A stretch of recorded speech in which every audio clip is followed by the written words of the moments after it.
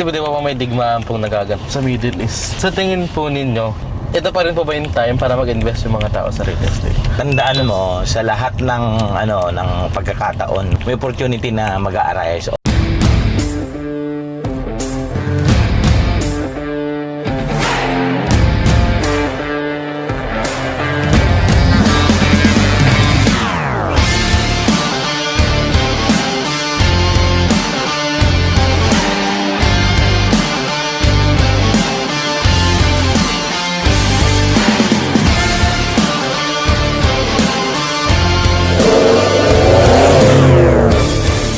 Since meron tayong crisis ngayon, merong digmaan, actually ang effect na dito sa Pilipinas ay Inflation po eh.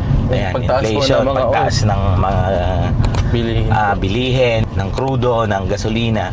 Ang susunod yan, pagtaas ng mga basic commodities o essential goods. Kung may dumadating na mga crisis na ganito, meron parang opportunity mag-arise. Katulad ng ang mga developer ngayon, bibigay ng mga malaking magagandang promo at mga discounts, di ba? Kung capable ka naman bumili, yes, opportunity yan sa'yo. Pero kung hindi ka capable o halimbawa medyo affected ka or halimbawa yung business mo, yung cash flow mo affected doon sa mga nangyayaring crisis ngayon, sa tingin ko Mag-hold up po muna. O mag-hold ka muna. So depende sa'yo. So kung halimbawa isa ka doon nandun ka sa side na itong gera na to ay nagbigay sa'yo ng opportunity or itong sitwasyon na to ay nagbigay sa'yo ng opportunity, this is the best time para ilagay mo sa investment o sa real estate yung pera mo. Pero kung apektado ka, mag-hold ka muna. Saan nyo po ilalagay yung pera ninyo ngayong may crisis? Depende kasi sa Saan sa sitwasyon or sa needs mo. Kasi dalawa yan it's either lot only, okay, house and lot, okay, condo. Kung investor ka at wala kang time, I suggest Lot only. lot only kasi hindi siya nagre-require ng time pero yung value ng property tumataas kahit anong panahon o kahit anong sitwasyon. Pero kung halimbawa may time ka naman, may time ka para magpa-rent, may time ka para i-manage yung isang property, maganda rin ang promos ng mga condo ngayon.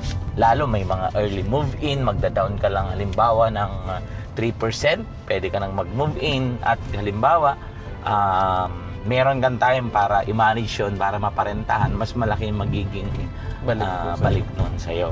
Okay. Pero again, kung halimbawa ikaw ay busy na tao, meron kang business, meron kang trabaho at wala kang time totally para i-manage yung property na yun, I suggest maglote ka. Saan ngayon magandang mag-invest ng lote? Tikot ko na ang lote ay long-term investment yan. Hindi siya mabilisan. Di ba nagbibili mo ngayon tapos Bibenta mo bukas. bibenta mo next week o next month. Okay. May profit ka pa rin pero hindi ganun kalaki. Kung gusto mong mag-invest ng property o gusto mo lang pataasin yung lote, doon ka mag-invest sa mga lote na kung saan hindi pa fully developed at marami ang future development. Pero kung end user ka naman, doon ka mag-invest sa lugar na gusto mo. Ang tanong kung saan ka dapat mamili, depende kung investor ka o end user ka. Kasi kung investor ka, dapat titingnan mo kung paano yung magiging valuation o paano yung pagtaas o development ng lugar na yon. Siyempre, titingnan mo, ang priority mo dapat is kung paano nyo magagamitin yung property. Hindi lang ikaw, hindi lang yung opisina mo, hindi lang yung trabaho mo. Kung hindi, siyempre, titingnan mo yung long term. Para sa mga anak mo, kung mag-aaral sila, kung may kasama kang matanda, kailangan accessible sa hospital, sa market, accessible sa mall. Ganun yun.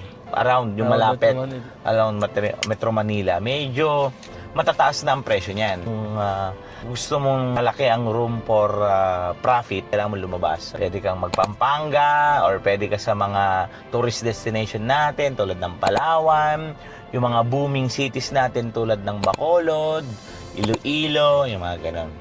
Ngayon pong crisis o ngayon may digmaan po sa Middle East, masasabi niyo po ba na napatunayan na ang real estate ang pinaka-stable na investment? Hindi ko naman sinasabi, hindi ko ni-claim na siya yung pinakamagandang paglagyan ng pera ngayon, pero siya yung pinaka-stable. Kasi pag real estate kasi, tulad nga sabi ko kanina, kahit anong panahon, kahit anong sitwasyon, napakababa ng possibility na bumaba yung kanyang value. Kaya isa sa pinaka-safe na mag-invest talaga is real estate dahil yan ang hindi talaga bumababa ang value.